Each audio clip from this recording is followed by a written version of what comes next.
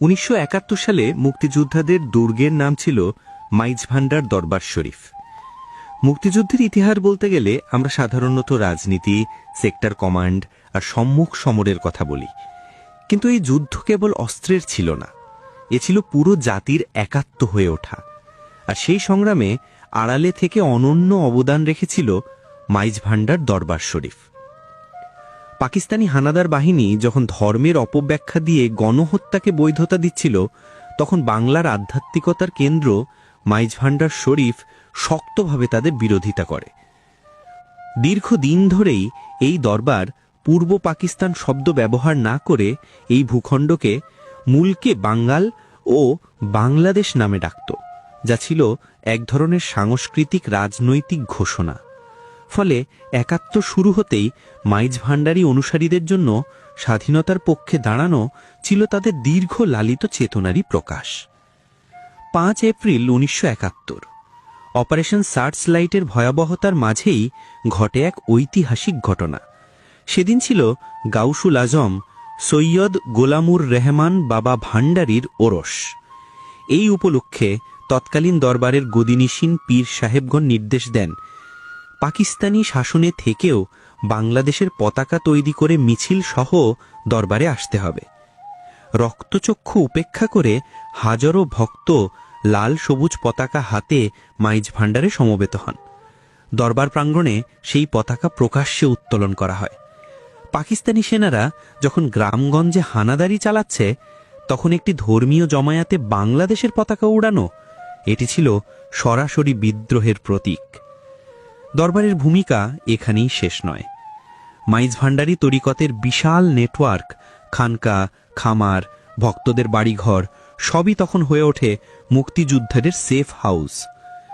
খাগড়াছড়ির ময়ূরখিল আর ফটিকছড়ির খিরামের খামারগুলো ছিল মুক্তিযোদ্ধাদের গুরুত্বপূর্ণ ট্রানজিট ক্যাম্প। দরবারের নির্দেশে মাছ, শাকসবজি, হাঁস মুরগি, এমনকি গবাদি পশু পর্যন্ত মুক্তিযোদ্ধাদের জন্য উন্মুক্ত রাখা হয়। তারা অপারেশন শেষে এখানে আশ্রয় নিতেন, খাবার পেতেন, আবার যুদ্ধের পরিকল্পনা করতেন। এই সাহায্যের মূল্যও দিতে হয়েছে। পাকিস্তানি বাহিনী এসব স্থানে একাধিকবার হামলা চালিয়েছে। বহু মাইজভান্ডারী ভক্ত নির্যাতিত হয়েছেন, অনেকেই শহীদ হয়েছেন। তবুও প্রতিরোধের এই অবকাঠামো ভাঙেনি। ফটিকছড়ির নাজিরহাটের মতিভান্ডার দরবার শরীফ ছিল যেন একটি সাব সেক্টর হেডকোয়ার্টার। সাজ্জাদুসীন সুফি মৌলানা আবুল ফয়েজ শাহ ও মৌলানা আবুল কাশেম মিয়া শাহ নিজের জীবন বাজি রেখে মুক্তিযোদ্ধাদের সহায়তা করেছেন। জোনাল কমান্ডার মির্জা মনসুর ছিলেন এই দরবারের ভক্ত। ফলে যুদ্ধের ফ্রন্টলাইন আর আধ্যাত্মিক দরবারের মধ্যে সরাসরি সংযোগ গড়ে ওঠে। এছাড়া যুদ্ধের নৈতিক শক্তি যোগাতেও মাইজভান্ডার দরবার ছিল অন্যতম। যখন পাকিস্তানি প্রোপাগান্ডা মুক্তিযোদ্ধাদের ধর্ম ভ্রষ্ট বলে প্রচার করছিল, তখন দরবার তাদের মানসিক আধ্যাত্মিক বৈধতা দেয়। শাহেনশাহ হাজরাত সৈয়দ জিয়াউল হক মাইজভান্ডারীর সেই উক্তি, অধিকার কেউ দেয় না, কেড়ে নিতে হয়, যোদ্ধাদের মনে আগুন জ্বালিয়ে দিত। বলা হয়, সুফি সাধকরা স্বাধীনতার আগেই আধ্যাত্মিকভাবে বিজয়ের ইঙ্গিত দিয়েছিলেন, যা যুদ্ধরত মানুষের মনে প্রবল শক্তি জুগিয়েছে। বাংলাদেশের ইতিহাসে ধর্মভিত্তিক দলের নেতিবাচক ভূমিকার আলোচনা আমরা প্রায়ই করি, কিন্তু সেই আড়ালে মাইজভান্ডার দরবারের মতো সুফি প্রতিষ্ঠানগুলোর গৌরবোজ্জ্বল ভূমিকা বহুবার বিস্মৃত হয়েছে।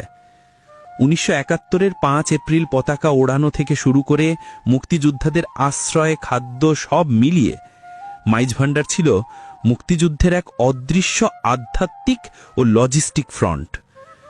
আজ স্বাধীনতার ইতিহাস নতুন করে পড়তে গেলে স্বীকার করতেই হয়, রাজনৈতিক নেতাদের পাশাপাশি সুফি সাধকরাও ছিলেন এদেশের নীরব কিন্তু শক্তিশালী মুক্তিযোদ্ধা।